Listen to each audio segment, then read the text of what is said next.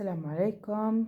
كيفكم؟ شو اخباركم؟ اليوم ان شاء الله بدنا نعمل مع بعض كيك. راح افرجيكم كيف راح يطلع نافش معاكم من اول مرة، وحتى اللي ما بتعرف تعمل راح يزبط معاكي من اول مرة. اول اشي بدنا نبلش في المكونات اللي بدي احطها بالخلاط. بدي 3 بيض، كاسة سكر، كاسة صغيرة زيت، والحليب زي ما انتم شايفين انا حطيت في كل كوب معلقتين، لاني انا بدي استخدم كاستين طحين، فكل كاسة طحين بدها معلقتين حليب و3 فانيلا. راح اخلطهم وارجع لكم. هسا بنات، بعد ما حطيت المكونات في الخلاط انا ذوبت الحليب. بدي احكي لكم شغله، الحليب لما تذوبيه ما تذوبيه بمي فاتره، ذوبيه في مي كثير تكون سخنه. هاي من اسباب انها الكيكه تنفش معاكي. تمام. هسا راح اضيف الحليب بالخلاط. بسم الله. مش مشكله كبنا شوي.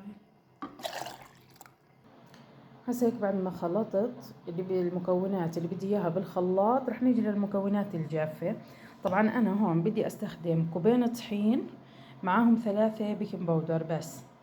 رح اخلطهم وارجع لكم. بس بنات، خطوة مهمة، الطحين عشان تطلعي منه الهواء نخليه قبل ما تضيفي عليه الخليط. رح انخلهم وارجع لكم.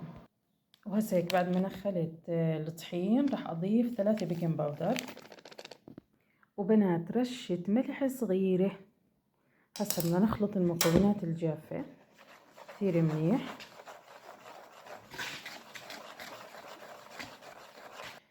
هسا رح ابلش انزل بالخليط اللي عملته بالخلاط شوي شوي. بدي انزل شوي وراح اخلط.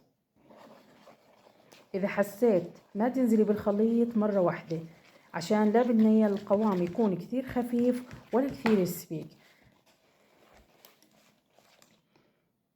رح نرجع نضيف. هسا رح اكمل الخلط وارجع لكم. هسا بعد ما خلطته اخر اشي رح اضيف 3 معالق جوز هند ومعلقتين جوز. هاي خطوة اختيارية، اللي بتحب انها تضيفها ضيفها، اللي بتحب انها تخليه سادة على راحتك، بس تعطيها طعم زاكي. هسا بعد ما خلصت خلطت الكيك، قبل ما حسب الهيالب طبعا اللي عندك، قبل ما تحطي الخليط جوا الهيالب، يا بتحطي رشة طحين او بتحطي معلقة طحينية. انا حطيت معلقة طحينية. هسا رح انزل الخليط جوا الهيالب. بسم الله الرحمن الرحيم.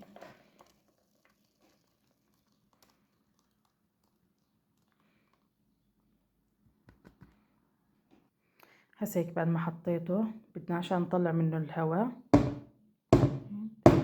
3 خبطات. هسا بدي ادخله على الفرن على درجة حرارة 200.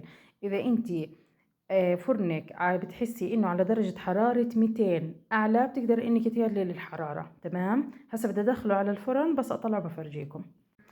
هاي بنات شايفين هيك، بدي افرجيكم بس الارتفاع ما شاء الله. بنات انا خليته في الفرن، نسيت احكي لكم، انا دخلته على درجة حرارة 200، خليته لمدة ربع ساعة. طبعا هسه عشانه سخن ما بدي اقطعه، بدي اتركه حتى يبرد. بس بدي افرجيكم انا الشكل، وستكونوا غير تزبط اتبعوا الخطوات مزبوط راح يطلع معاكم هيك. يعطيكم الف عافية. لا تنسوني من الاشتراك ومن الدعم، واعطوني رأيكم. الله يسعدكم.